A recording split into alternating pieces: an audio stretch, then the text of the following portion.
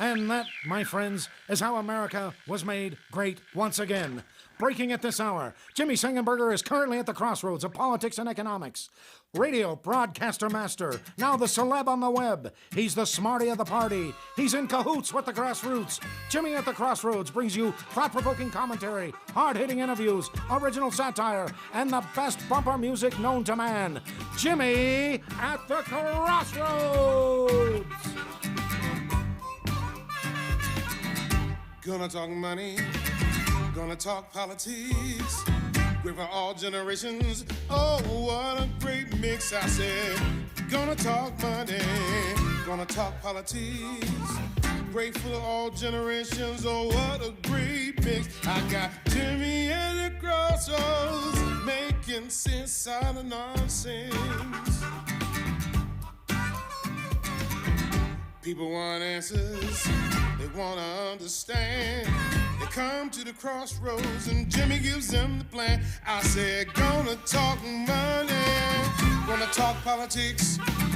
Great for all generations. Oh, what a great mix. I got Jimmy at the crossroads, making sense out of nonsense. Come on, Jimmy, what you got?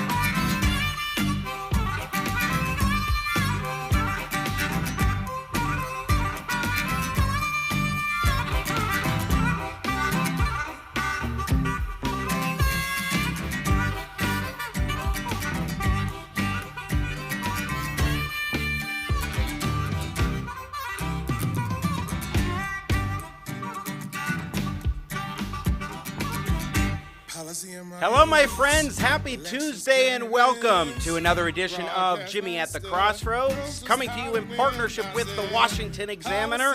I'm Jimmy Sengenberger. So great to be with you as always. Had some things to do yesterday, but we're back in the saddle today for more engaging, intelligent talk, Sang style, as we work diligently to make sense out of nonsense. And there is a lot to talk about, from protests around the country against these shutdown orders. For example, right here in Colorado, in Denver, there was a rather large protest that took place, or a rally, at the Colorado State Capitol. We have seen Operation Gridlock in Michigan and a number of different states and cities that have had protests or rallies of varying sizes.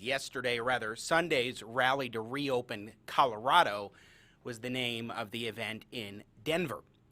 So we're going to talk a little bit about that in just a moment. We'll also be joined by Antonia Okafor, who is Director of Outreach for Gun Owners of America. We're going to talk about gun rights right now at this current state in which we are as a nation, in states across the country when it comes to gun rights and other freedoms in the United States of America. Looking forward to that conversation. She's always great to have on as a guest. Antonia Okafor will be first up. Then Shaun Flanagan is with the Legatum Institute out of the UK. And I'm looking forward to talking with him about something called the U.S. Prosperity Index, which the Institute came out with. He is their director of the Center for Metrics.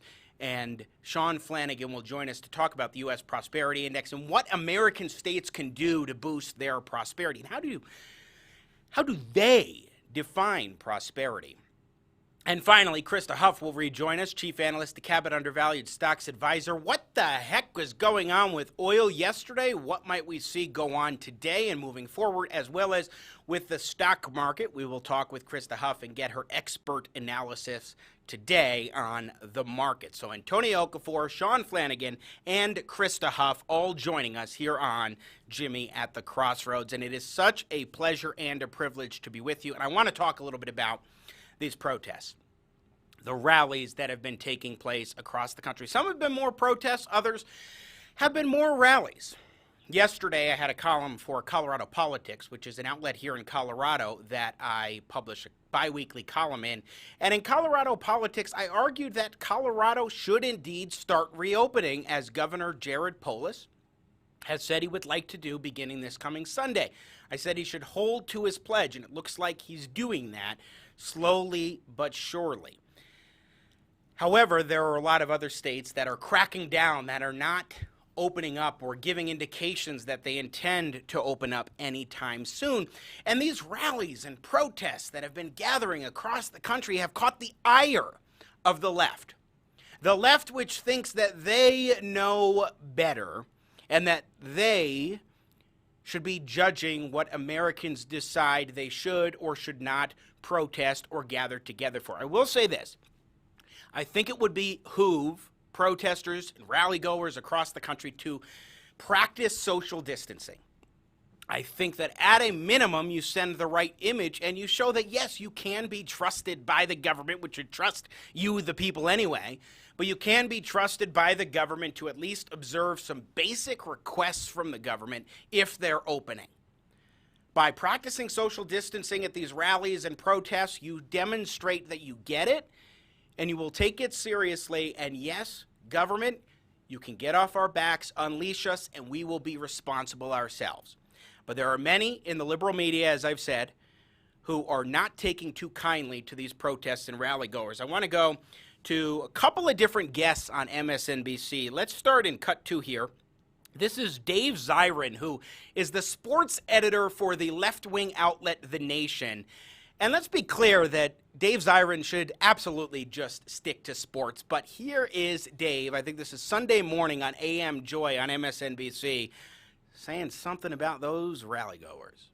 It would almost be sort of more direct and open to just go out and chant, let us infect you, let us infect you. Because that's what they're saying. They're saying, we're in a bunch, we're not social distancing, we could be passing this virus around just among us right here. Now let us come back to work and infect y'all. It's a strange sort of civil rights-ish movement, if that's what they think it is. But it also seems to extend, and you were writing about this week, Dave, to let us have WWE because WWE is an essential business because people can't watch sports.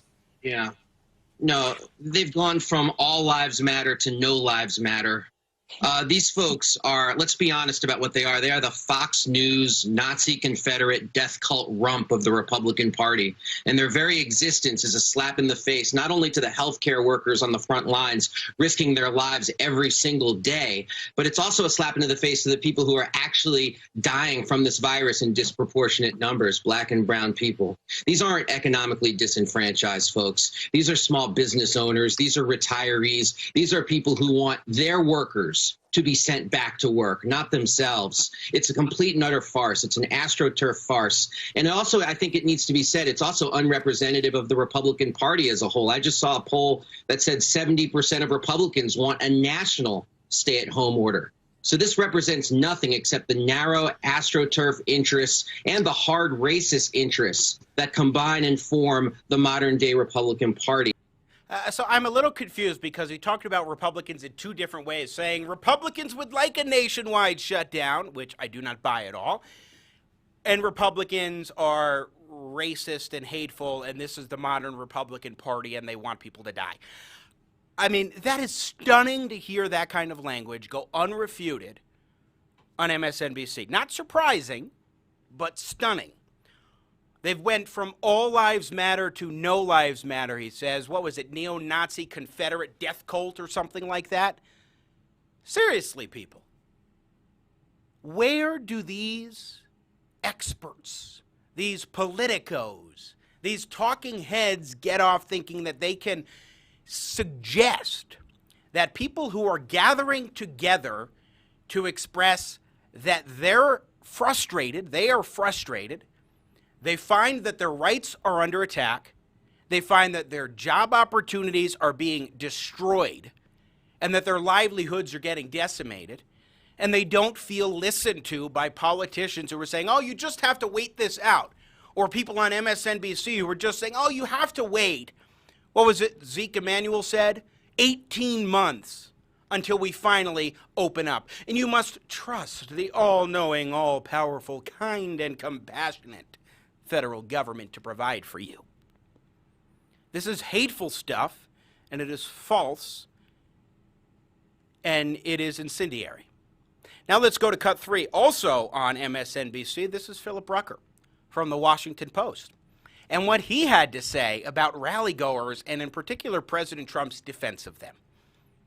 And then the other thing that the president sees when he looks at images of these protesters like the ones playing right now is he sees his own campaign banner. He knows that these are his supporters. They may not all be his supporters. We're not sure who they all are going to vote for in November, but many of them are Trump supporters, are waving Trump flags. And Trump, the president, knows that he needs to show some solidarity with them. It's one of the reasons why, for example, after the Charlottesville attack, he showed solidarity with the neo-Nazi protesters there.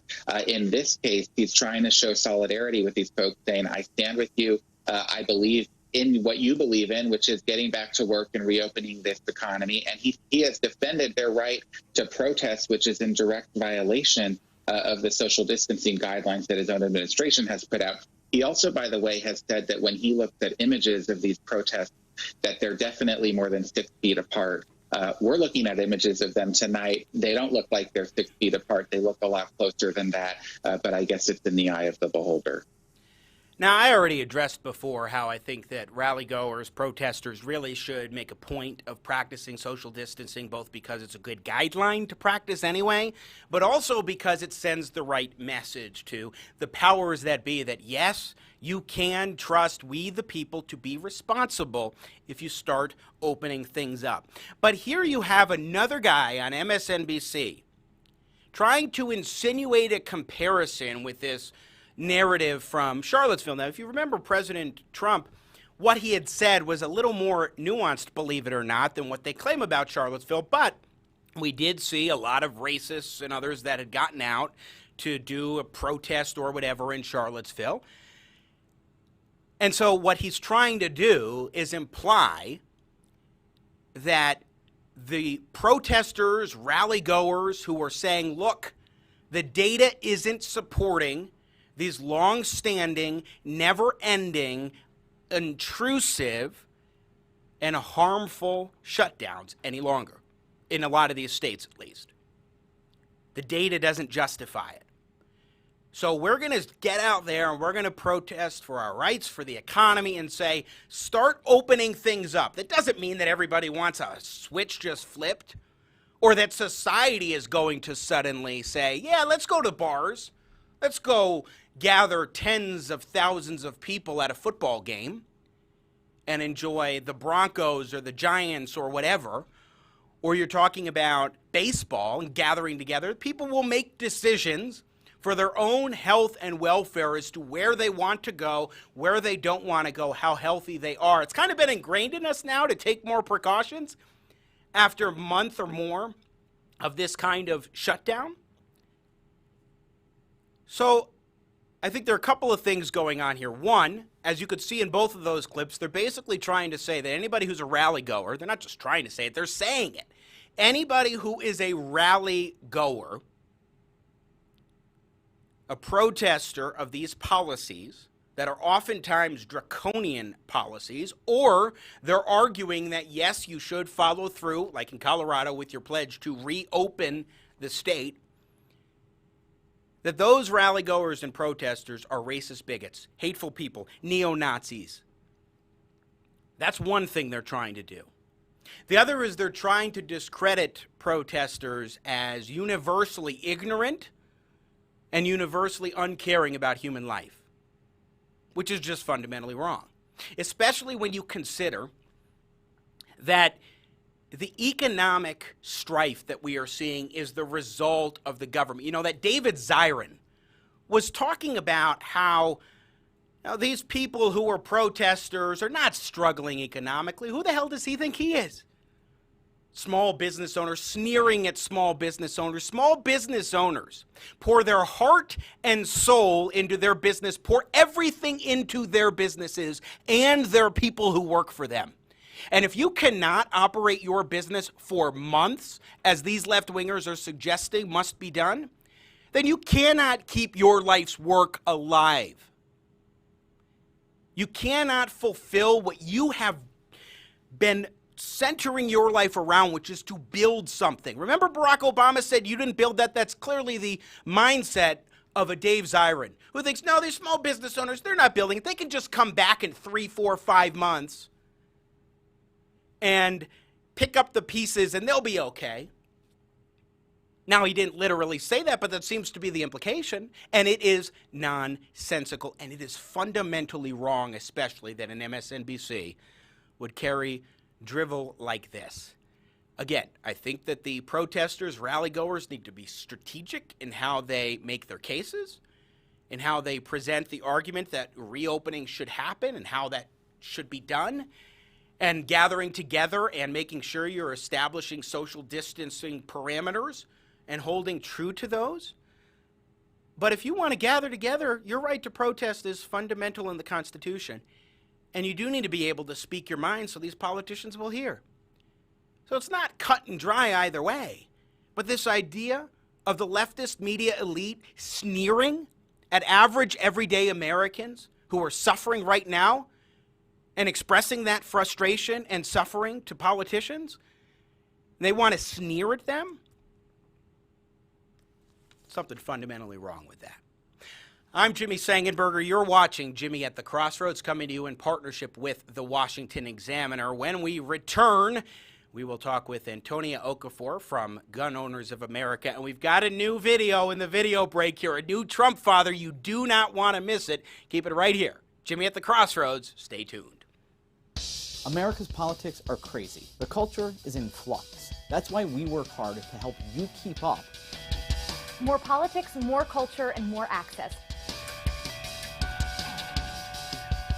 We focus on the biggest stories of the day with some of the biggest names in politics and punditry. Go to our website, WashingtonExaminer.com. Subscribe to our YouTube channel. Be sure to follow us on Facebook, Twitter, and Instagram.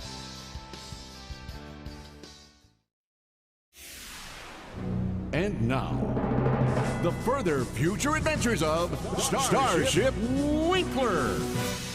The captain finds himself up against a worthy adversary, a meteor maid. Oh, come on. I was only in there 2 parsecs. You can't double park here. You're in a twilight zone. I didn't see the signpost up ahead. Plus, your plates are expired. Hold on. I've got an idea. This is not the double-parked starship you are looking for. This is not the... Oh, come on, really? You're gonna try and pull mind tricks? What do I look like, a Gungan? Misa thought it would work. Here you go, Captain Schnook. Ah, womp rats. A summons? See you in court. You mean I gotta come back all the way across the galaxy? Oh, look. This is right in the middle of Ponfar. And if I miss it, it's another 7 years. Tough tribbles. Well, was the captain really parked in a twilight zone? Will there be a twist ending? Tune in next time when we hear... Look, maybe we can, work something out. What do you have in mind? A couple passes to the Space-a-Palooza Festival. Free parking. I will see you in court. You will pay in full. Sign here, please. You will see me in court. I will pay in full. I have signed here. Thank you. Have a nice day. What the How does she do that? On Starship Winkler.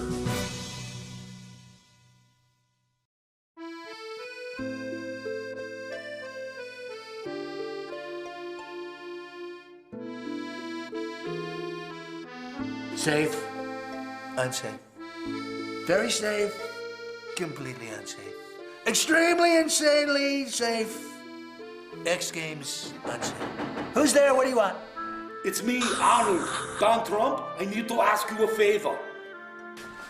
I need you to stop using my quotes and my movie titles in your speeches. When you talk to the public, it gives them the wrong idea that somehow I support you. I can do whatever I want. I am, after all, Commander-in-Chief. Ah, that's what I mean right there. You can't just blatantly rip people off. That is a movie that I was in, not you, me. I can do as I wish, as I totally recall. See what I mean? That was a great movie I did with Jamie Lee Curtis and James Cameron, and neither one of those two support you, and now you're using that. You can't keep on doing this. That's exactly media true lie right there. That's what I mean. You can't say that. I don't know. Whatever became of us, Arnold? We used to be like brothers, like twins. That's the last straw. I can't take it anymore. There's something wrong with you. You must have something in your brain. It's not a tumor. Ah, that's it. That's from Kindergarten Cop. You can't steal that. You know what? You're fired. You can't fire me. I don't work for you anymore. I quit. I want you to get Pence on the line right away, Mike Pence. We're going to send him down to Mar-a-Lago, and we're going to put a stop to this Arnold business. Tell him to run. Go. Get to the chopper. I heard that. Knock it off now, or I'll be back. Unlike you in 2020, I'll be back. Get him out.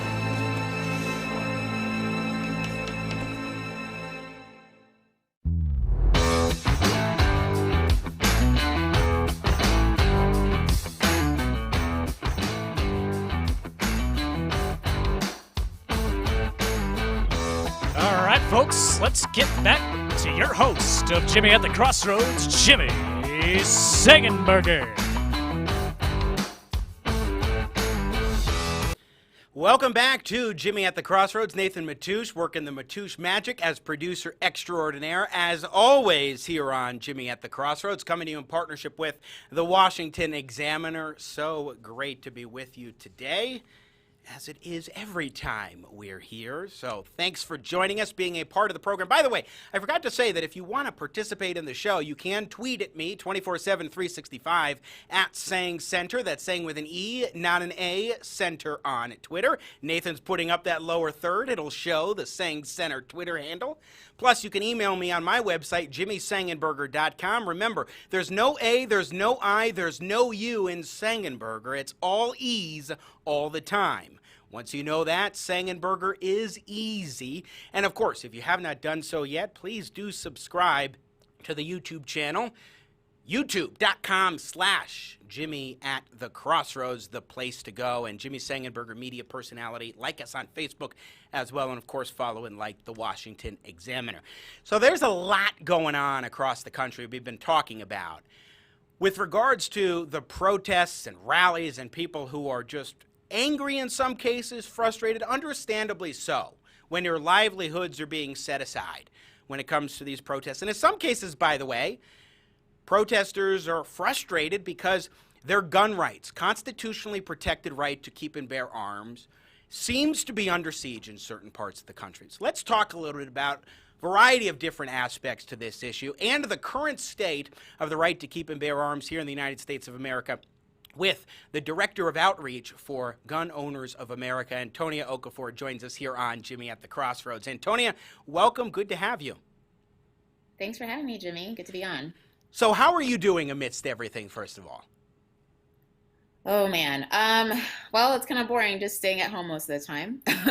So there's definitely that. But unfortunately, on the gun control side of things, they are definitely using this as an opportunity to implement as much gun control and restrictions as possible. A lot of it just blatantly unconstitutional. So yeah, that's kind of like what we're doing on the GOA front right now, is combating a lot of that gun control. Yeah, and we'll get into that. But first, one thing I want to get your thoughts on, in my monologue to kick off the show, I talked a little bit, and I want to play a clip here.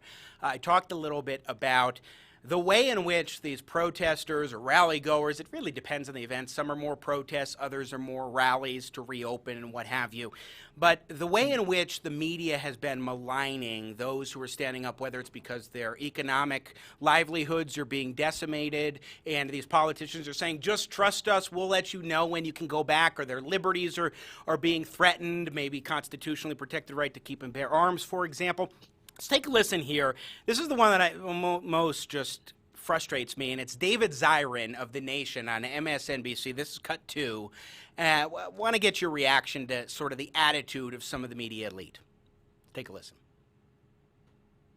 It would almost be sort of more direct and open to just go out and chant, let us infect you, let us infect you, because that's what they're saying. They're saying, we're in a bunch, we're not social distancing, we could be passing this virus around just among us right here, now let us come back to work and infect y'all. It's a strange sort of civil rights-ish movement, if that's what they think it is, but it also seems to extend, and you were writing about this week, Dave, to let us have WWE, because WWE is an essential business because people can't watch sports. Yeah. No, they've gone from all lives matter to no lives matter. These folks are, let's be honest about what they are. They are the Fox News, Nazi Confederate death cult rump of the Republican Party. And their very existence is a slap in the face, not only to the healthcare workers on the front lines risking their lives every single day, but it's also a slap into the face to the people who are actually dying from this virus in disproportionate numbers, black and brown people. These aren't economically disenfranchised folks. These are small business owners. These are retirees. These are people who want their workers to be sent back to work, not themselves. It's a complete and utter farce. It's an AstroTurf farce. And also, I think it needs to be said, it's also unrepresentative of the Republican Party as a whole. I just saw a poll that said 70% of Republicans want a national stay-at-home order. So this represents nothing except the narrow AstroTurf interests and the hard racist interests that combine and form the modern-day Republican Party. Fox News, Nazi Confederate death romp cult, Antonia Okafor. What do you make of that? Oh man, I mean, it's really interesting how creative they can get to make everything about race. Everything.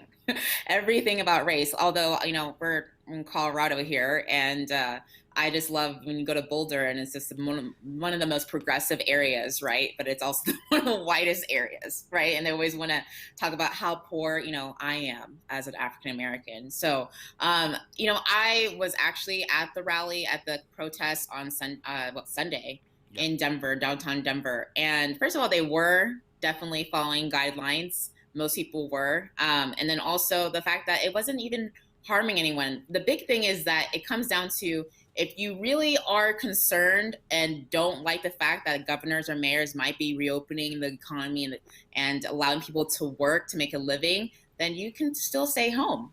I mean, if you have the opportunity, the savings and everything to stay at home, sure, do that. But let people who you claim to be protecting and to be championing, those people who are the hairstylists who need to get to work, and that's the only way that they can feed their families, the people who are on the lower income side of socioeconomic society, then those people cannot afford to stay at home. They need to work, and they need to be out there, and they need to reopen America.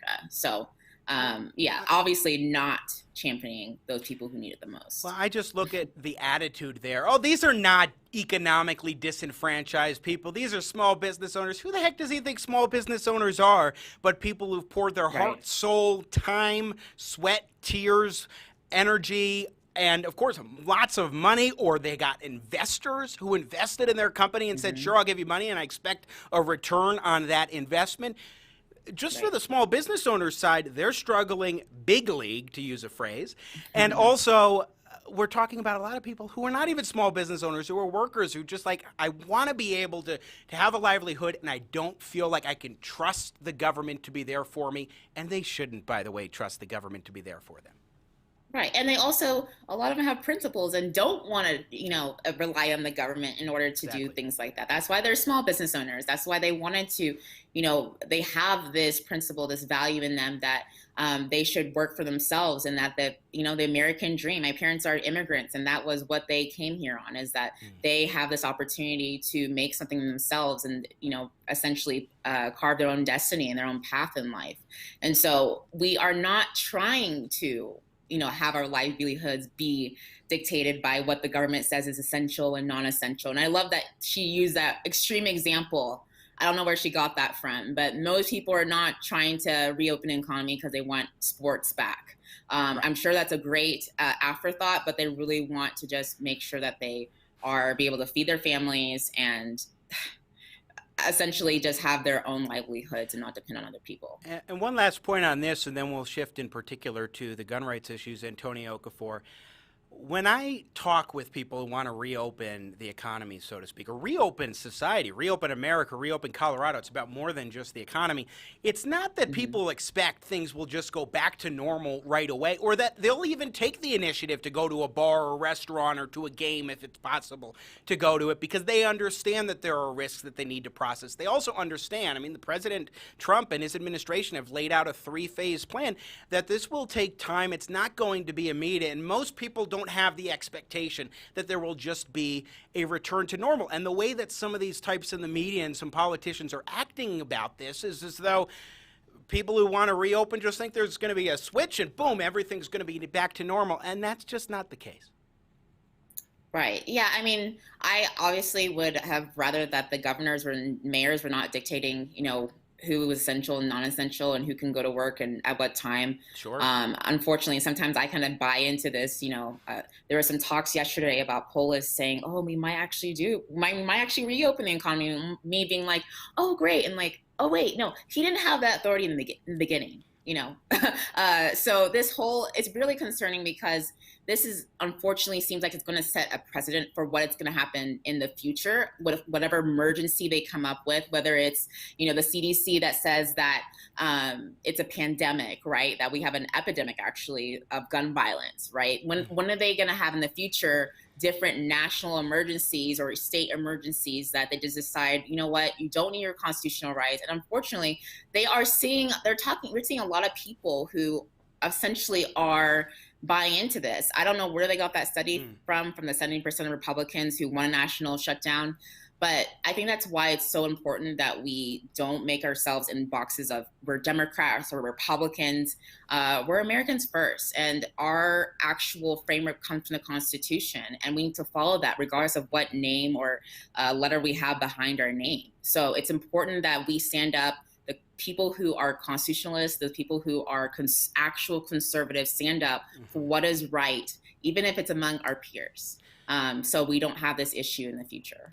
Again, we're talking with Antonia Okafor, Director of Outreach for Gun Owners of America. Okay, so let's talk a little bit about what's happening right now, specifically with the issue of our constitutionally protected right to keep and bear arms in America. We've seen a lot of different states that have come up in the news. I think Colorado seems to be okay as far as Democrat governors are concerned compared to some others, like maybe Virginia and certain other locations. But give us an overall primer on your sense for where things are at right now.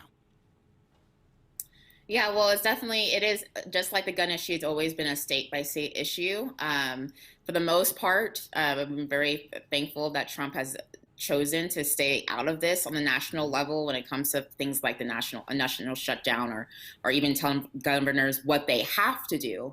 One big thing that President Trump did early on and that GOA was a part of was having him say that gun stores and gun ranges are essential. We have the right to be right, which is a pre-existing right. The Constitution just protects it, but and acknowledges it, that we have a right to keep and bear arms. And so that includes everything that comes with it, that allows us access to be able to actually buy firearms. The national instant checks system, which was down for a lot of this time because of the overload it had when people were rushing to the gun stores to get guns, slowing down from not really instant, to 2 to 3 day waits in Colorado alone. Those are ways that prohibit people from actually having that right to defend themselves and keep and bear arms. And so he actually made that essential. He didn't force governors to do that, but really he's just dictating what the Constitution already says, and making it a watchdog of, hey, if you're not doing this, then you're blatantly defying two different forms of people saying that our Second Amendment rights are very important. You said pre-existing right, and that's why I say our constitutionally protected right to keep and bear arms, because it is the right to defend oneself fundamentally from government, from others. And who knows, I mean, a lot of people were concerned, understandably so, with these shutdowns. Could we have some sort of civil unrest? And you want to be able to protect yourself, your property, and your family, especially when we were getting notices from police departments that they weren't enforcing a lot of the regular day-to-day laws because they were focusing their priorities in a more limited context in order to keep their police officers safe. Right. When the sheriff's departments are saying, look, we don't consider giving you your permit an essential service right now, so you're going to just have to wait. Yeah, we'll lax it, when it comes to expirations, but majority of people who have rushed to the gun stores, the 2 million firearms sold in March alone of this year, those people are not able to get the training that they need. They're also not even able to take the firearm outside of their home because they don't have a concealed carry permit and they're not able to. So those are the types of things that they really have to realize that people are actually taking safety into their own hands. And unfortunately, there are a lot of people who don't have much direction right now because of the gun control that laws that were already in place before all of this happened, but especially now when the government is dictating when people can actually defend themselves and how they can train afterwards. Antonia Okafor, a few minutes left with you from Gun Owners of America. I want to play cut 9 here. This is a short one. This is Stephen Colbert, who's doing his A Late Show online. I've been sort of monitoring some of these people, and he went after President Trump for his support of the protesters, for basically saying, hey, it's your right, go out and do so, and so forth. And then after blasting the president for this, Colbert made a little bit of a slight that I think demonstrates a lack of understanding, shall we say, about the Second Amendment when he talked about President Trump's tweet about liberate Virginia. Let's play cut 9 here. And liberate Virginia and save your great Second Amendment. It is under siege. Ah, yes. The Second Amendment is so important right now because if you run out of Lysol, you can just shoot your groceries. The Second Amendment is so important right now because if you run out of Lysol, you can just shoot your groceries. What's going on in Virginia, Antonia, and do you agree with me that he probably doesn't get it? Yeah, and he's not the only one that I've had the unfortunate interaction with of saying that, yes, the people who are going to get a lot of guns now or get guns in general are the ones who really think that they're going to shoot the coronavirus with their firearm. Yes, that's what all these new first-time buyers who never even thought about a gun before. And by the way, a lot of them are liberals or progressives, rather, who believe that, hey, I'm going to have to defend myself here. So that one is just absurd, but I've heard it many times. They're just trying to make us look like we are the gun nuts that they want us to be perceived as. So that, unfortunately, is there. But yeah, in Virginia, I mean, it's become unfortunately, the big example of gun control, at least even just this year. In January, I was at the VCDL rally that they had in the Virginia Capitol. Hundreds of thousands of people there. Don't believe what the media said about that. It was insane and it was beautiful. But unfortunately, it is definitely an example of what happens when people don't get involved early. It started from the people who were actually running and then who got into office that changed a lot of those gun control laws. And the fact that we still have, Governor Northam, who is an avowed, either he was wearing a KKK costume or he was in blackface. Still don't know. He won't, actually admit to either one of those, essentially. But the fact that we have an avowed racist, inside of Virginia is just an example of the history of gun control. It's always been about keeping people who are oppressed, particularly African Americans, particularly women, particularly people who are immigrants or people who have not had their rights protected in the past before. So it's just a perpetual cycle that continues to have different faces, but unfortunately is definitely alive and well in Virginia right now. Well, we're going to have to leave it there. Antonia Okafor, Director of Outreach for Gun Owners of America. Thanks so much for joining us, and let's keep vigilant. As Thomas Jefferson said, eternal vigilance is the price of liberty. Absolutely. Thank you. Once again, Antonia Okafor joining us here on Jimmy at the Crossroads, Director of Outreach for Gun Owners of America.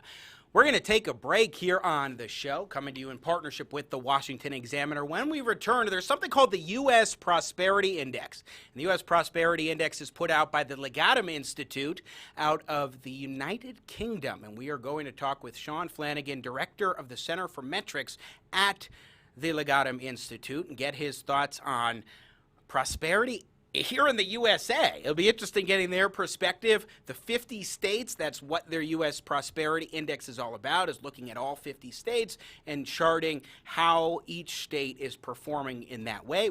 What does prosperity mean? How do you achieve it? We'll talk about that. Plus, Crista Huff coming up later in the show to talk about what's going on with oil markets and more. Keep it right here. Jimmy at the Crossroads. I'm Jimmy Sengenberger in partnership with the Washington Examiner. We all have rules we have to follow. But what if you could have a direct hand in helping to write the rules that would impact your life or your business? I'm Jimmy Sengenberger, and let's talk about exactly that.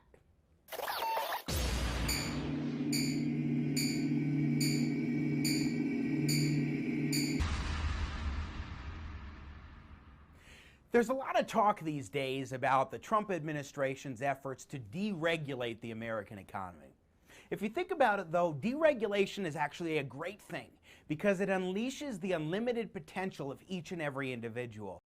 But in a lot of cases, you actually find folks advocating for more regulation, and frequently those people are the ones who will benefit most from the regulation, such as big businesses like Facebook or General Motors that, if you put in more regulation, would be able to cut out the competition or directly benefit them. For example, putting up higher barriers to entry so that next small business, the next Mark Zuckerberg, won't really be able to get in on some of the action, some of the incredible opportunities.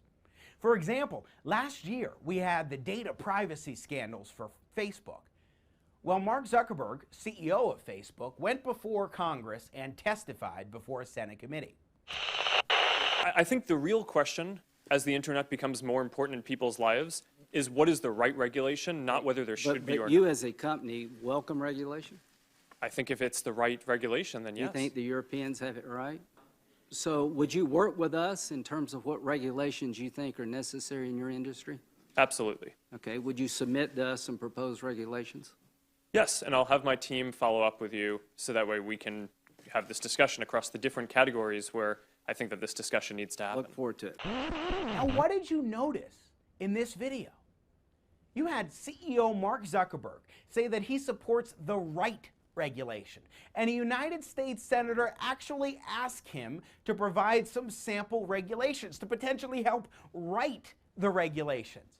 Big businesses tend to support more regulation because it hurts their upstart competitors, say the next Mark Zuckerberg.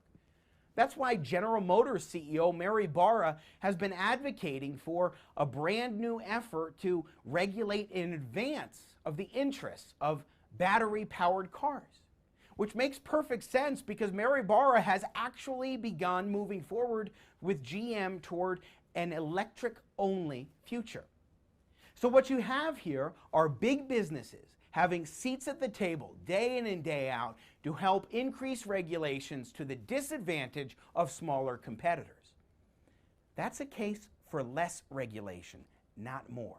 And it's a message we can get across to millennials today, who are the most innovative generation, perhaps in history.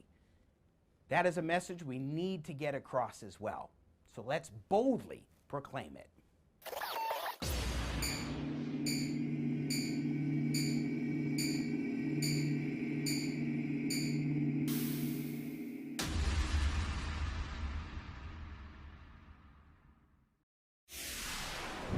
And now, the further future adventures of Starship Winkler. The Winkler is sailing to return Captain Jack Starbucks to his home planet when suddenly...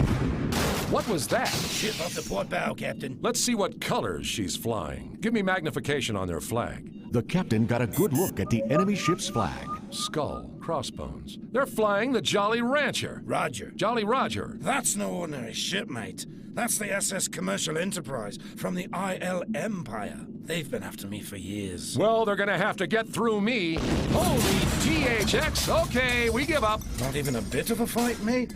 Oh, all right. Turn on the gun lasers. Gazers on. I wish we had a better name for them. Okay, fire the gazers.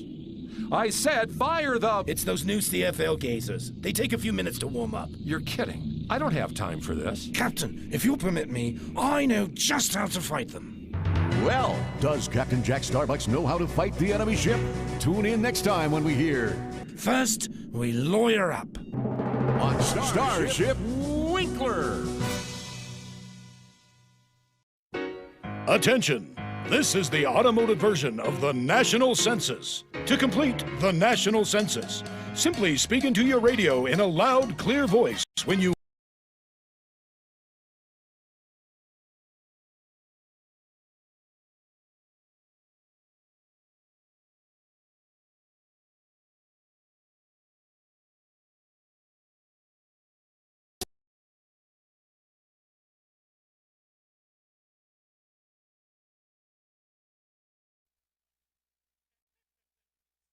voice when you hear this sound. I will record your answer when you hear this sound. Okay, let's begin. What is your name? I'm sorry, I didn't quite catch that. Please speak louder. Louder. Louder. All right, Mr. Flanagan, how many did you include the body in the trunk? I thought so. Now give me the correct number. Thank you, Mr. Flanagan, for completing the national census. Your results will be tabulated and added to the large pile of garbage floating in the Pacific Ocean. Thank you for taking part in the national census.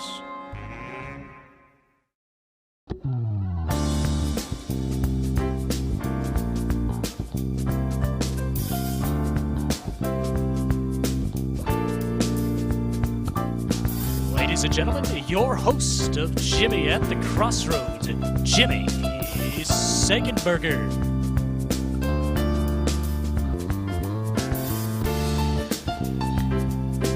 Hello, my friends. Welcome back to Jimmy at the Crossroads. Thanks for joining us, being a part of the program. Pleasure and a privilege to be with you as always. Thanks to Antonia Okafor for joining us in the last segment, and Crista Huff coming up in just a little bit. But there is something that I find so important, and obviously right now we're going through an interesting era when it comes to economic prosperity, but economic prosperity is fundamental to our lives and livelihoods, to getting the most out of our lives. How is the United States leveling up when it comes to prosperity, and not just as a country, but also in terms of the 50 states that constitute the United States of America? There is a new report out from the Legatum Institute out of the UK, which is called the U.S. Prosperity Index. And the U.S. Prosperity Index is an interesting way of measuring among the 50 states plus the District of Columbia, and measuring how our states are all lining up, whether you're here in Colorado, where we're located, which is the 8th state, or you're in New York or California or Texas or wherever. So it's an interesting metric of that. And I am very pleased today to have with us, live from the UK, the director of the Center for Metrics at the Legatum Institute, Shaun Flanagan. He is, again, director of the Center for Metrics at the Legatum Institute based out of the UK. And he joins us now here on Jimmy at the Crossroads. Shaun, sir, welcome to the program. Hi, Jimmy. Thanks for having me on. It's a great pleasure to be here. Thanks for coming on. I appreciate it. If it's possible, you can lower your camera a little bit. That would be great. I appreciate it. We just noticed a little high. Okay, now it's a little low. Yeah, that's just right. That's perfect. Shaun, that's great. Thank you. I appreciate it. Welcome to the show. How are you doing? How are things over in the UK amidst all this? Yeah, well, like you guys on the other side of the pond, you know, we're facing some challenging times at the moment, but yeah, we're sort of battling on and trying to continue with the good work that we're doing here, despite of it all. Absolutely. Well, and you have to keep on keeping on, especially when it comes to providing interesting and important, valuable information to policymakers. So tell us a little bit about the Legatum Institute and what you guys have done with the U.S. Prosperity Index. Let's jump right to it. Sure, very happy to, Jimmy. So we at the Legatum Institute, we've been in existence for about 13 years, and we were very much created, the sort of vision and passion behind the original founders was about creating or helping create the pathways from poverty to prosperity. So helping lift people out of poverty. But when we talk about prosperity, we mean a combination of economic and social well-being, and those two things working hand in hand that really does lead to a life truly flourishing. I think often prosperity is considered just in terms of wealth or financial aspects, but we believe both of those things, economic and social well-being, are important. So we've developed our Global Prosperity Index and have been measuring and tracking prosperity across the globe for about 13 years. One of the fascinating things that we find when we look at the index is when we look at the US, the United States, we find that as you'd expect, on the economic aspects of the index, the US does exceptionally well. It ranks 4th out of 167 countries on open economies. But when you look at the other two dimensions of the index, that's around inclusive societies and empowered people, we see that actually it performs 21st or ranks 21st and 27th accordingly on those two domains. And so overall, the US slips down to 18th in the rankings of prosperity. Of course, that's still very good, but we wanted to understand what was happening across the US that was leading to that. So we developed the USPI, which has allowed us to interrogate and understand the level of prosperity across the US in the 50 states and Washington, D.C. Now, Shaun Flanagan, in the Prosperity Index, you look at 11 different pillars of prosperity: business environment, market access and infrastructure, economic quality, safety and security, personal freedom, governance, social capital, living conditions, education, health, and natural environment. Obviously, there are a lot there. There are 11. We could spend hours, I'm sure, going through each of these particular categories. But one thing that I think is striking here is that you have an interesting mix. There are a lot of different aspects. So maybe if you could just pick a couple that you think are fairly conventional when people think of prosperity and what can be metrics of prosperity, and a couple that might be surprising and why they're included. Sure. So I think if you look at the economic domains, that's the first three pillars you mentioned. Economic quality really is about one that you'd expect to be in there, which is around the extent to which a country, or in this case a state, can generate wealth sustainably for the benefit of all, but also including all. So that's looking at things like employment rates, labor force participation, sort of inflation and GDP growth. So that kind of thing you'd probably expect to be in there. Also, when you're looking at the prosperity of individuals, you'd consider things like education, how well is education being delivered across a state, and also the health. What is health like? And obviously, at the moment, against the backdrop in which we find ourselves, that is super important. But perhaps some of the other things which are a little bit less or a bit unconventional, perhaps, are things like personal freedom, the extent to which people have sort of basic legal rights. Their sort of liberties, the ability to the social tolerance that exists around certain groups of societies, and the social capital pillar, which is one that we have worked with an expert in the US, a guy called Scott Winship, who actually has helped us shape that particular aspect. And that's almost like the glue of society. It measures the strength of relationships between friends and family members, but also trust in strangers, trust in institutions, and the extent to which people engage and participate in civic society. One thing I find so striking, so when you say trust in institutions, this is something I've been observing. Here in the United States right now, we are at a low, at least for decades, I think, in trust in institutions, from politicians and government at the federal level especially, but also even state and local levels in many cases. Also when it comes to the media, even religious institutions, other institutions in society. And if you don't have that kind of trust in existing institutions, that can lead to some very difficult challenges for social cohesion, which can also in turn lead to challenges for prosperity. Expand on that one for a little bit, Shaun Flanagan. Yeah, well, we definitely saw that. And so when we published this report last year, we had some sort of macro findings which were sort of relevant to the whole of the US. And then obviously we had individual findings which were relevant to individual states. But one of those macro findings was around the decline in social capital over the past decade in the US. And the US is not unique in that. We find that in developed nations. So when we published our Global Prosperity Report in November, that was one of the key findings in the UK, is that social capital has also declined. But it's as people, perhaps almost withdraw from society a little bit, are less engaged, less involved in society and participating in ensuring that society moves forward around civic and social engagement. But the trust in institutions and the media is also something that we saw decline and deteriorate. And we see that as a challenge to prosperity in the US, and one of those areas that ideally would be reversed. Again, we're talking with Shaun Flanagan, who is director of the Center for Metrics at the Legatum Institute in the United Kingdom. Shaun, let's talk for a moment about education and health and how you guys look at that in these prosperity indices, particularly because, look, here in the United States, we have a very different healthcare system than you do in the UK.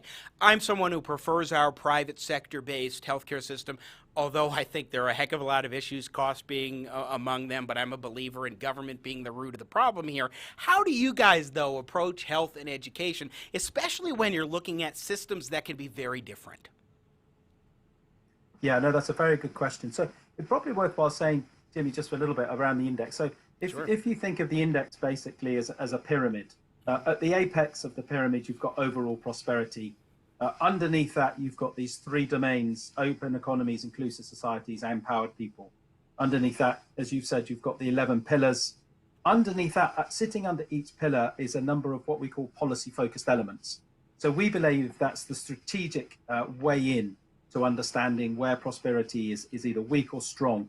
And we've developed those with around 40 experts in the US to help really inform policymakers' decisions and state legislators, etc., see where they need to invest time and resources. At the very lowest level, the bottom of the pyramid, we've got 215 indicators, each of which are bundled together into these policy-focused elements. So if we're looking at education and health, and forgive me, I will just take the opportunity of looking by all means here.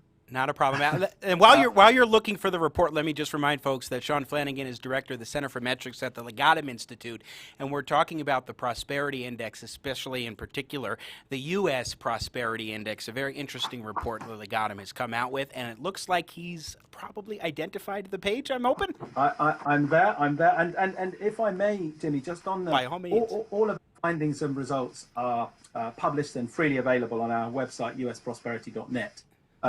And if people are interested in their particular state, there is a state profile for every single state, which will provide that pyramid structure I just talked about, where your state is now, how it's improved over the past decade, and you can really drill down to see the areas of strength and weakness. But when we look at education, I mentioned that when we constructed the index, to your point, we are a London-based think tank with a global remit, but we recognize that whilst we're expert on data and indexes, we're not necessarily expert on all the issues in the US. So we did draw upon 40 US experts to help advise us on the construction of the index and which data sources we should use. But education, they helped inform us, is sort of broken down into mainly the key stages that people go through. So you have like pre-primary education, you then have primary education, high school education is the next element. They're the first three elements. We then look at tertiary education around sort of universities, and post-secondary education. And then the final thing we capture is the extent of the skills in the adult workforce. So how many people have a bachelor's degree or at least a high school diploma. But in each of those elements, what we capture is how many people go into the system, so enrollment, how many graduate and complete, so you're checking, are people going all the way through? But then also really important is what is the quality of the education that they receive? So we capture things like test scores, in primary and secondary education to really understand that whole holistic aspect of education. So all those things brought together capture education.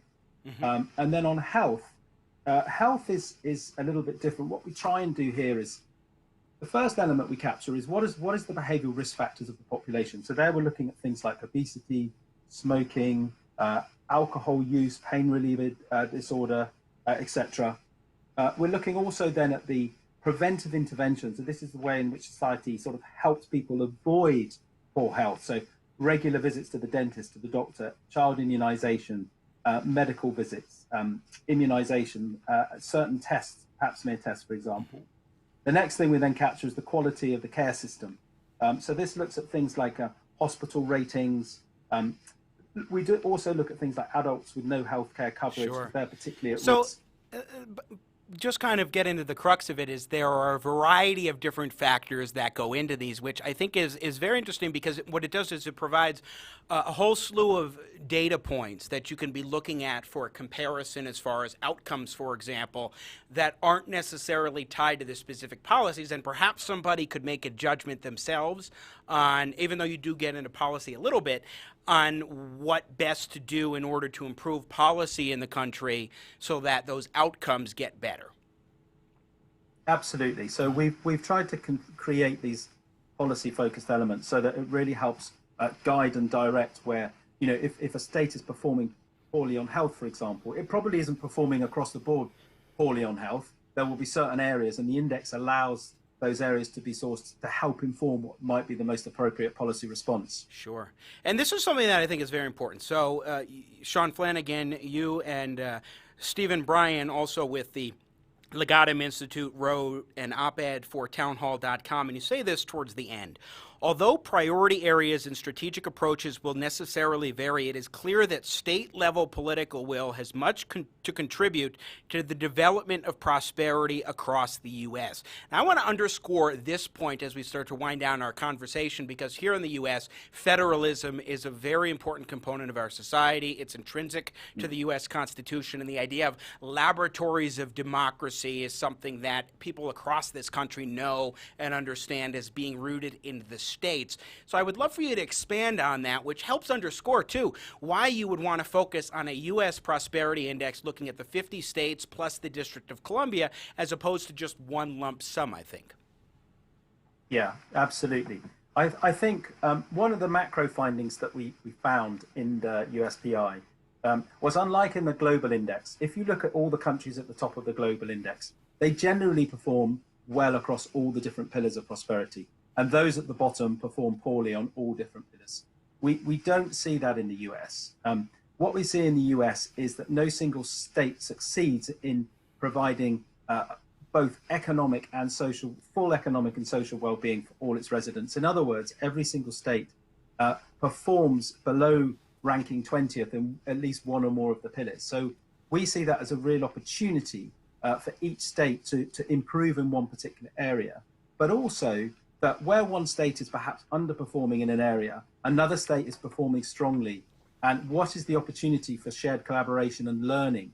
So what are they doing that would enable another state to perhaps learn and benefit from similar policy initiatives? And the index provides that sort of lens, as it were, to be able to see where those strengths and weaknesses are across the states. And final question, because we haven't actually singled out individual states, what's on the top of the list? What's at the bottom of the list? What would you think might be at the top, Jimmy? Oh my gosh, I don't even want to venture to guess, because then I will offend somebody who's watching by my... How could you just make that sort of presumption? I'd rather just go to the data. Okay, absolutely. So we find at the top that Massachusetts is at the top and Mississippi is at the bottom. We find that there's a number of states in the northeast that do well on the index, but they're not universal in sharing top places. We also find that places like Washington State, but also Utah, Colorado, they also perform in the top 10. So when you bundle together all of those 215 indicators, they're the ones that come out at the top, and as I say, Mississippi towards the bottom. I would like also just to say, Jimmy, Sure. We're updating the index at the moment, and we'll be publishing another year's worth of data and analysis in the summer. We're also doing a county level index for 8 selected states. We recognize that these states are large and they contain huge disparities. So we want to unpack and understand that. And we're doing that initially just through 8 states, just because of the volume of work involved. But that will be published in the summer at the same time. And I am guessing, as a final question, Shaun Flanagan, that among the top 10 states and among the bottom 10 states or localities, whenever you include, wherever you include Washington, D.C., that the factors that put them at that point on the list may be very different. So you may have states that are in the top 10 that have different aspects to the index that they score high on that make them among the top 10. So it's not like the top 10 are filled with people who score, or states that score really well on healthcare and education. Yeah. There might be a mix of them. Absolutely. And that's where this opportunity for shared learning and collaboration is because if you look across the ranking tables at the top 10, for example, you will see where one state is strong, another state nearby is performing poorly. And so there is that opportunity for shared learning. Sure. Shaun Flanagan, Director of the Center for Metrics at the Legatum Institute. Very fascinating report, very fascinating discussion. Folks can be sure to check it out at usprosperity.net. That's usprosperity.net. Thanks so much for joining us from across the pond. It's been a great conversation. I appreciate it. Thanks very much, Jimmy, for having me on. Take care. Thank you. You as well. Best wishes and stay healthy. Again, we've been talking with Shaun Flanagan, Director of the Center for Metrics at the Legatum Institute over in the UK. We're going to take one more break, and when we return, Crista Huff will join us, Chief Analyst at Cabot Undervalued Stocks Advisor. We will discuss what the heck is going on with oil and with the stock market. It's going to be a great conversation. Keep it right here on Jimmy at the Crossroads. We will be here in just one moment. Don't go anywhere.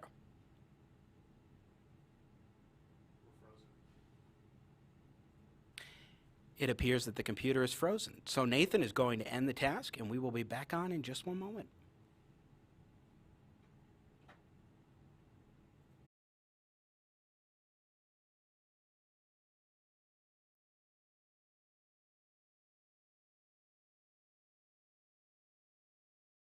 That was the biggest bloody mosquito I've ever seen. Wait, coming in. Oh, g'day, mate.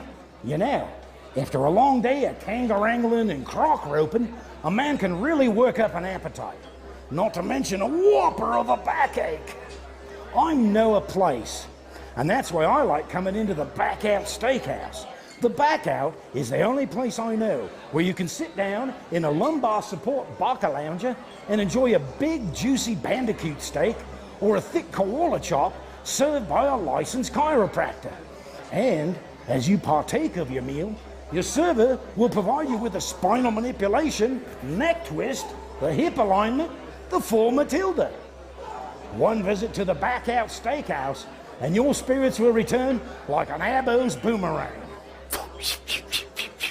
So the next time your back goes on walkabout and you're coincidentally, simultaneously craving a slab of cooked meat, waltz on into the Back Out Steakhouse. You not only feel good down under, but all over. Back Out Steakhouse! Good stuff, eh, Skippy? Bloody boomerangs. Back Out Steakhouse! America's politics are crazy. The culture is in flux. That's why we work hard to help you keep up. More politics, more culture, and more access. We focus on the biggest stories of the day with some of the biggest names in politics and punditry. Go to our website, WashingtonExaminer.com. Subscribe to our YouTube channel. Be sure to follow us on Facebook, Twitter, and Instagram.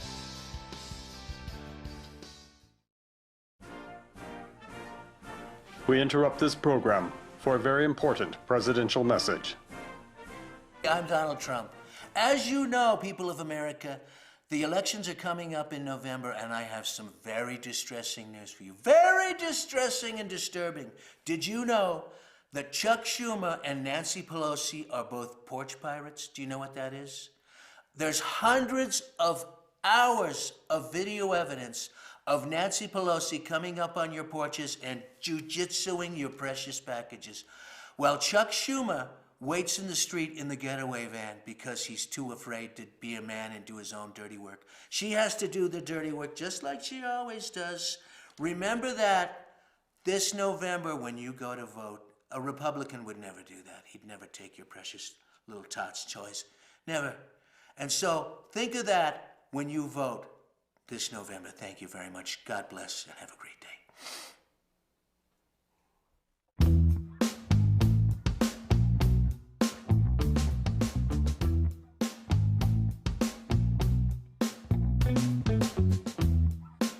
And now, folks, for the final segment of Jimmy at the Crossroads, let's welcome back Jimmy Sengenberger.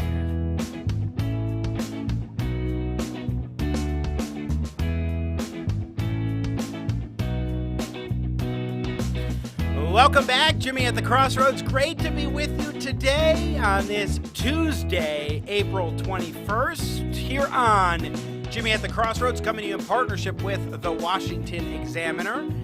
Thanks so much for joining us, being a part of the program. Want to join into the festivities? Tweet at me, 24/7, 365 at Sang Center. That's Sang with an E, not an A, Center on Twitter. You can also email me via the contact page on my website, JimmySengenberger.com. Remember, there's no A, there's no I, there's no U in Sengenberger. It's all E's all the time. Once you know that, Sengenberger is easy.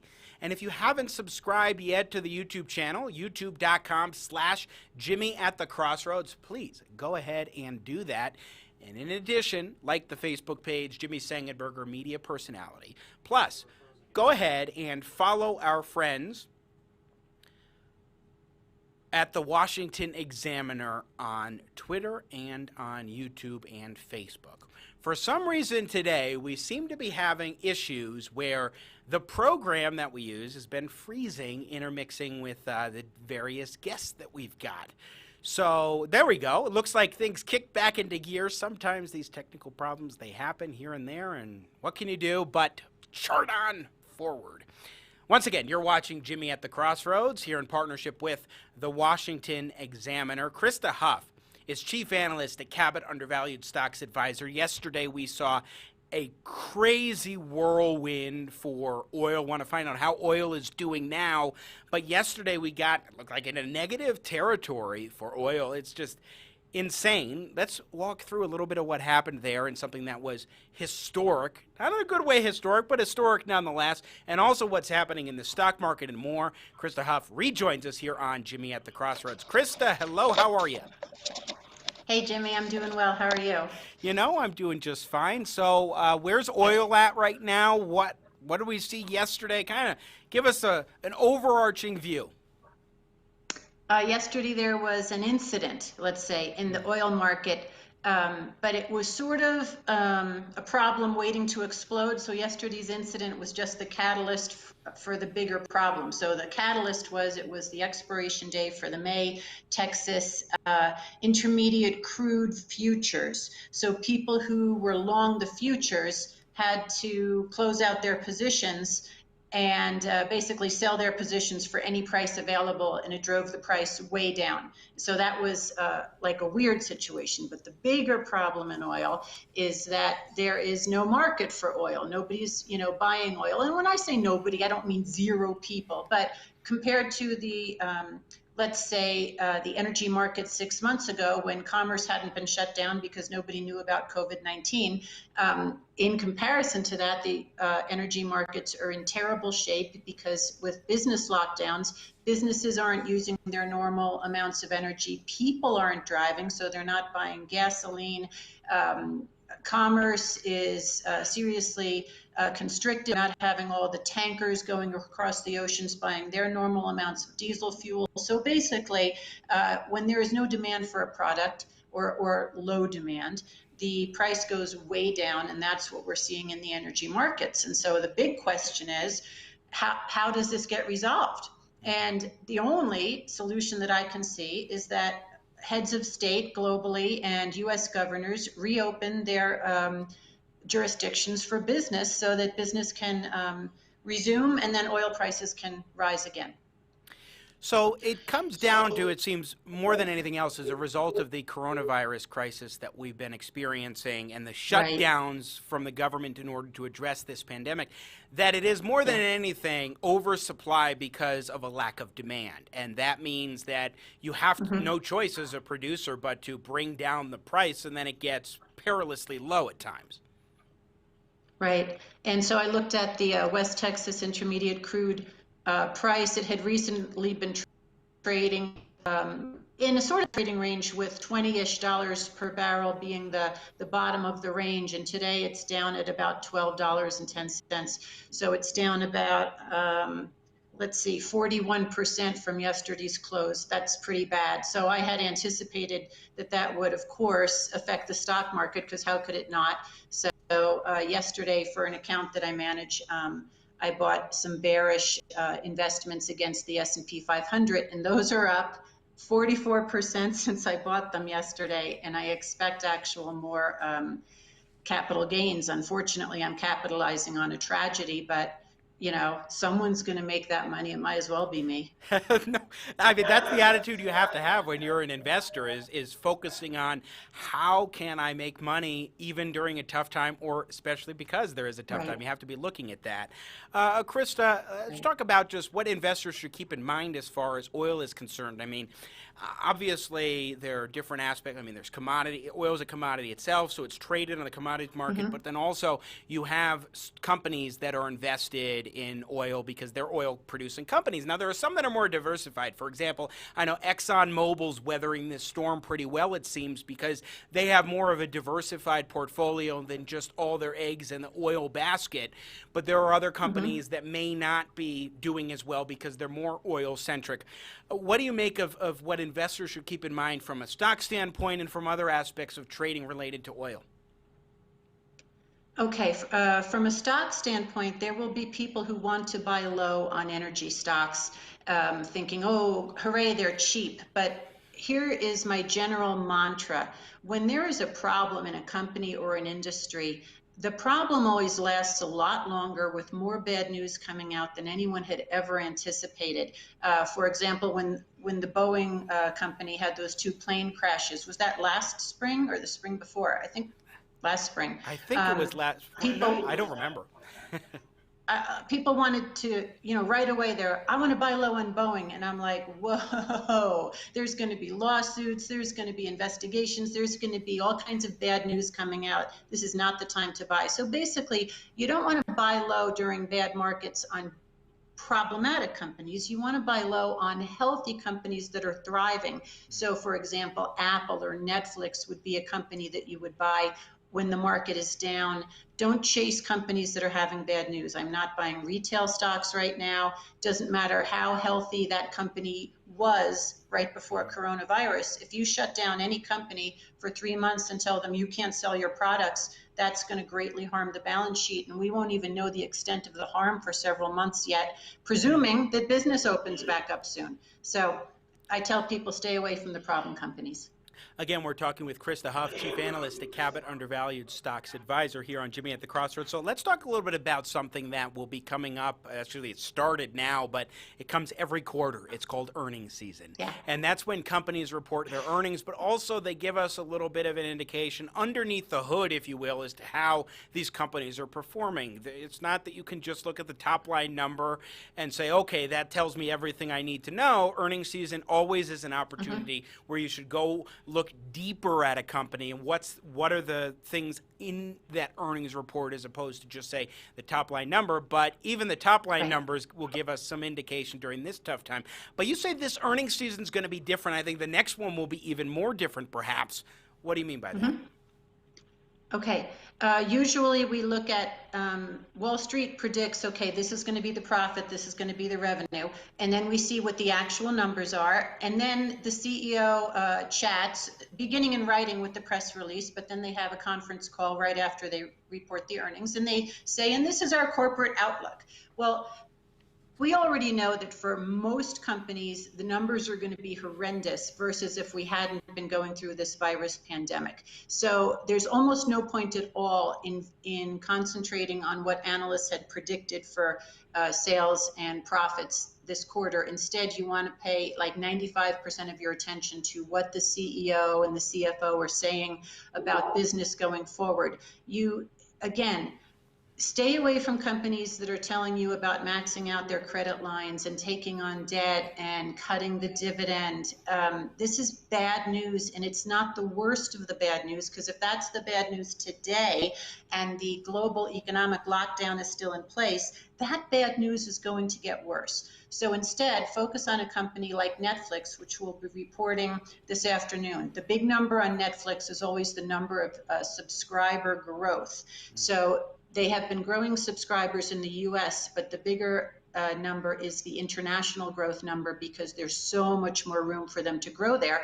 And if you can picture all the folks in China in January and February sitting at home, not even allowed to step outside of their homes to a large extent, what are they going to do? They're going to watch movies, right? So we're expecting the Netflix numbers to actually be really attractive. Crista Huff, when we look at a company, I mean, you just listed out some things that you think we should not, that investors should not be looking at. For example, the high debt load companies. But what are things that investors, from your standpoint, should be looking at, or people who may be looking at this opportunity and saying, okay, there are a lot of companies that are lower than they were before. There's opportunities to buy. I haven't gotten into the market before. I want to buy one or two stocks. What are some of the metrics that you look at on a company to invest in, such as this concept of undervalued stocks? Okay. First of all, you want a company that's growing. And when we say growing, I always mean their profits. If their profits are going up, then pretty much everything's flowing relatively smoothly. So if you buy a company where the profits are rising, you should theoretically have your share price rise. Now, over the short term, literally anything can happen with share prices. But if you give a stock, 6 months to 3 years, and the profits are rising, you are probably going to make money in that stock. I do look for a lower valuation, both in compared to other stocks and the company's historic valuation. For example, last November, December, I was buying Amazon and Netflix because their price earnings ratios were lower than they have historically been. So even though it's a high price earnings ratio in general, it's low for Netflix and low for Amazon. And that turned out to be a really good investment because both of those stocks hit new highs, I think, this month. Maybe this last week. So look for low valuation, good earnings growth, and companies that are not clearly having any trouble at all. Now, explore a little bit. I don't think you delved in too much into Apple. What's happening with Apple right now? Okay, Apple is about to report earnings. I think it's next week. It's April 30th. They always report in the afternoon, and they're on a September calendar year, so they're reporting their second quarter results. The cool thing about the April report is they historically report a dividend increase, most recently a 5% dividend increase last year, and they usually report a large new share repurchase authorization. In the last 2 years, those increases were $75 billion and $100 billion per year, meaning that that's the amount of money they spent to buy their own stock to take it off the market. So that creates demand for the stock. So if you're wondering, well, if I buy Apple, what can be a catalyst to drive it up? Well, not only are they selling their services on all their electronics, and not only are they selling more iPhones and such, but they're buying back their stock, and that increases their earnings per share. And again, that's profit. If profit is rising, in theory, your share price should rise. So when stocks fell in March, precipitously, the first stock I told people to buy in the middle of March was Apple. I love buying Apple during market corrections because then the market rebounds. Apple tends to perform super well, and you can just be happy that you bought it at a low price. So I'm thinking in the next couple of weeks, we're going to get another opportunity to do that. Again, Crista Huff, our guest chief analyst at Cabot Undervalued Stocks Advisor. One thing I like talking with you about, as well as one or two of our other market guests we have on Jimmy at the Crossroads, is headlines and how to react to headlines or not react to headlines, because we get a heck of a lot of them, especially right now. How do you approach the startling headlines or the seemingly really good headlines, Crista Huff? Well, there aren't too many good headlines, but if there are, maybe you should buy that stock.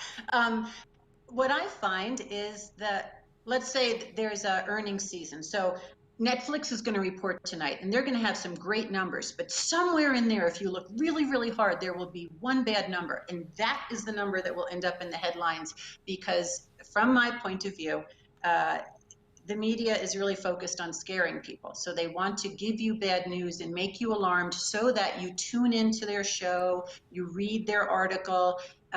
So I don't respect that very well. If people want to know what's really going on, they don't need to read an article. They can go right to the earnings press release where the CEO and the CFO are laying it out there.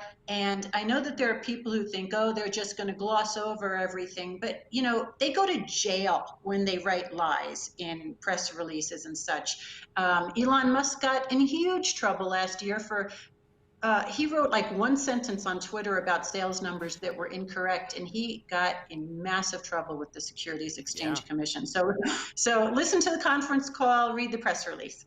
Yeah, go underneath the hood, as they say, a little bit more deeply, look more closely, because you don't want to just go off of some headline, whether it's about a company or about the stock market as a as a whole, or government policies, for example. I mean, that's a lot of the headlines that we get is whether it's a trade deal or a fall through of a trade deal, or we get a stimulus package, or the stimulus package is slowed down, or what have you. A lot of political headlines can come up and oftentimes spook investors or occasionally encourage investors. But if you're not paying close enough attention, then it could potentially come back to bite you.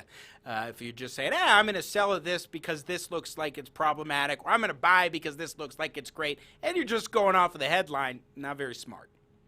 Yeah, don't go off the headline. I don't even read those articles. I just go to the source, because then I'm going to get the bald facts without. But you also know spin. what to look for deeply, which is why, by the way, I encourage folks always to use our conversations here on Jimmy at the Crossroads with Crista Huff or other market experts as a jumping off point for researching yourself and also talking with a financial advisor. But before we let you go, Crista Huff, what's something else you think we should know about the stock market or the dynamics right now, or a company to watch?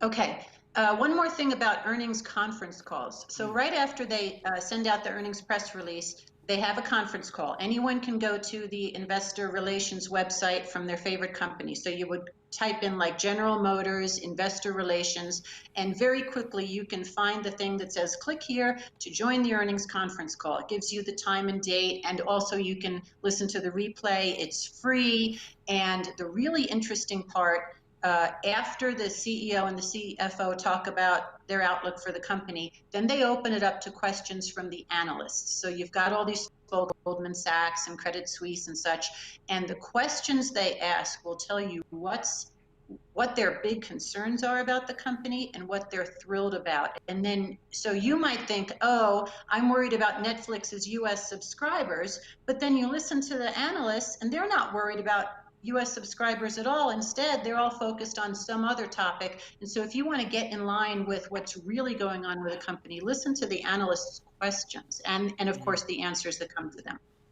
That's such a great point. Crista Huff, Chief Analyst at Cabot Undervalued Stocks Advisor. Always great to get your insights. Thanks so much for rejoining us here on Jimmy at the Crossroads. Stay well and healthy. Thank you so much. You too.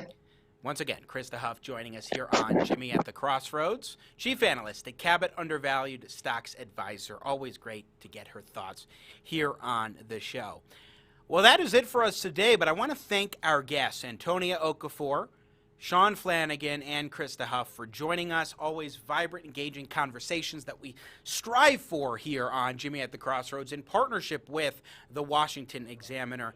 And it is always a treat to get to delve into depth on some of these different issues, because you never know what angles you're going to come up with, how the conversation's going to go, where it's going to go. But it's also important to keep in mind that in this day and age, this point in time where everything is so heated and people are so passionate one way or the other, sometimes at each other's throats, that we need to have more reasoned, thoughtful conversation.